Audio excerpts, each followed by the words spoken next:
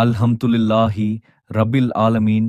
அஸ்ஸலாத்து வஸ்ஸலாமு அலைக்க யா ரசூலுல்லாஹி ஸல்லல்லாஹு அலைஹி வஸல்லம்.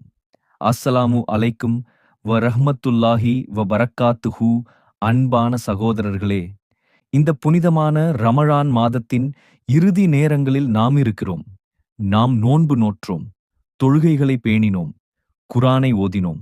ஆனால் இந்த நோன்பு அல்லாஹ்விடம் முழுமையாக ஏற்றுக்கொள்ளப்பட வேண்டுமெனில் ஒரு முக்கியமான கடமை இன்னும் உள்ளது: சதக்கத்துல் ஃபித்ர். அல்லாஹ் தாலா கூறுகிறான், தன்னைச் சுத்தப்படுத்திக் கொண்டவன் நிச்சயமாக வெற்றி பெற்றான். மேலும் நபிகள் நாயகம் ஸல்லல்லாஹு அலைஹி வஸல்லம் அவர்கள் கூறியதாக அனி இப்னு அப்பாஸ் ரலியல்லாஹு அன்ஹு அறிவிப்பு செய்கிறார்கள். فرض رسول الله زكاة الفطر طهرة للصائم من اللغو والرفث وطعمة للمساكين.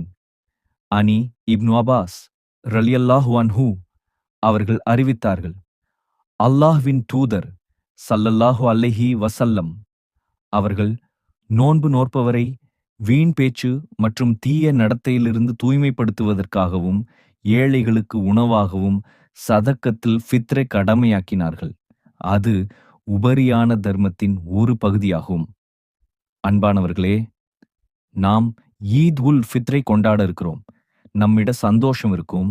ஆனால் ஏழை மக்களும் அதே மகிழ்ச்சியை அனுபவிக்க வேண்டும். அதற்காகத்தான் இந்த சதக்கத்துல் ஃபித்தர். எனவே ஈத் தொழுகைக்கு முன்பாகவே இதை வழங்குங்கள்.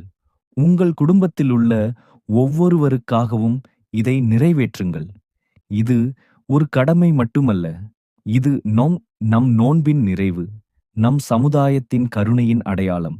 அல்லாஹ் தாலா நம்முடைய நோன்புகளையும் நற்செயல்களையும் ஏற்றுக்கொண்டு இந்த சதக்கத்துல் ஃபித்ரை சரியாக நிறைவேற்றும் தௌஃபீக் நமக்கு வழங்குவானாக. ஆமீன் யா ரபில் ஆலமீன்.